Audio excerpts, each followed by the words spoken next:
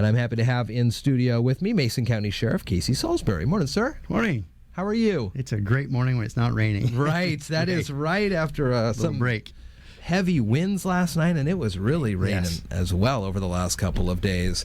We've got some new graduates to talk about with local ties for you. This is exciting. Yeah, it's great for us. Just after I spoke with you last week, we went up to the Criminal Justice Training Commission in Berrien, and our most recent Deputy Carlos Rangel, graduated and comes back to us after spending a little over 4 months in Seattle.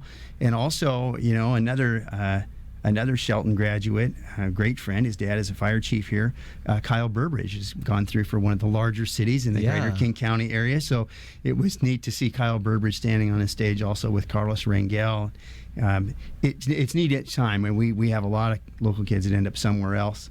Another individual I'd love to have had here, but escaped us. He's been with Pierce County for a couple of years now. As Deputy Fred Wiggins grew up next door to me. And remember when he came here when he came here in the 6th or 7th grade, and Fred Jr. is now a deputy sheriff in Pierce County, and also Officer Orrin Thompson is just north of us in Pierce County. And I see Orrin every once in a while. He comes down to visit family, so I have each one of their patches hanging in my office that they send me. So it's great to have Carlos out and.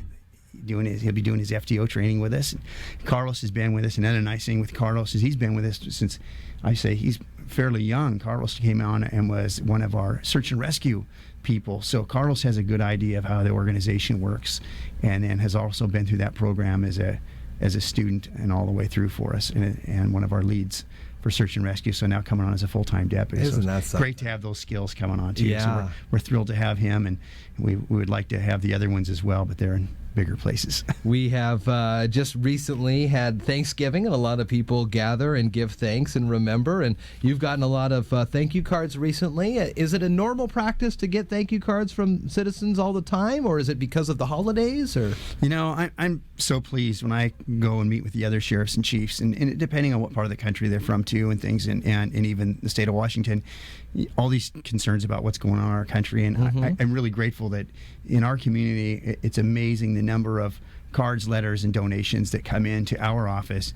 because people know how difficult it is for the number of folks that we have to cover our bases. And we get from week to week thank you notes and things, and when those other officers were killed in those other areas of the country, it's amazing how many people drop things off at our office and thank us for being out there. And so this week again, I won't read them to you or divulge all the names, but another card from about one of our deputies that responded to a location where a family member has passed away, and the city of Des Moines, a nice letter from them thanking us for sending one of our lieutenants up there to do some work with the city of Des Moines, and another one from regarding emergency management and the sheriff's office on these search and rescue issues. When people are lost or they get stuck up in the high country, or they're hiking and get hurt or something like that, and we send people up.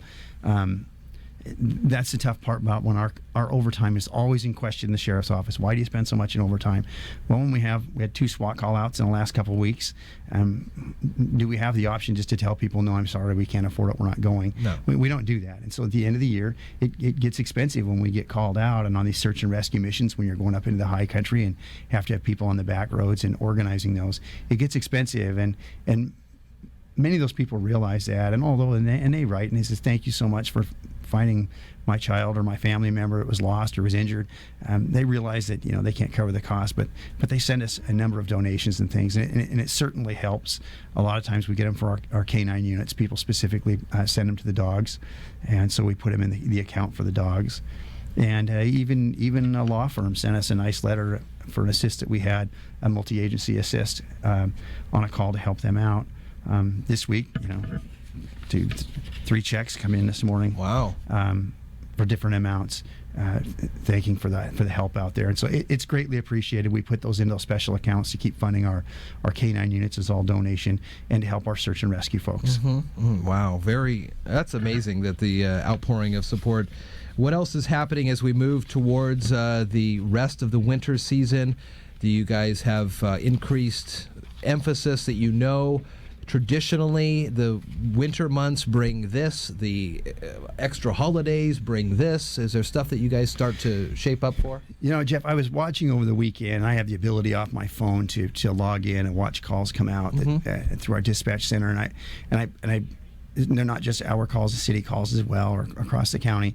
This weekend, I was just noticing, and I didn't count them up or have the actual data on it, but I was noticing a lot of aid calls, people that have fallen, people that are struggling, they're alone, and it's a tough time of year, and so we're even getting a lot of aid calls requesting our deputies respond out.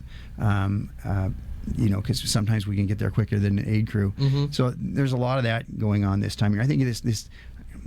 I know it's a holiday season, but I think that it's one of our busier times of year because there's a lot of other things going on. It's a very difficult time of year for some people. Yeah. And I was just noticing over the weekend the number of aid calls our guys were close to and responded to, and then requesting medics. It's a tough time of year. So if you have people out there that you can encourage and take care of a little bit, that would be helpful. Well checks, just give them a call, see how they're doing, things like that. Check your neighbors or people that struggle to get in and out this time of year as we get into the icy weather or something, as we see the snow, check on your neighbors and things like that, because it's getting tougher time of year. It's darker earlier. Yeah.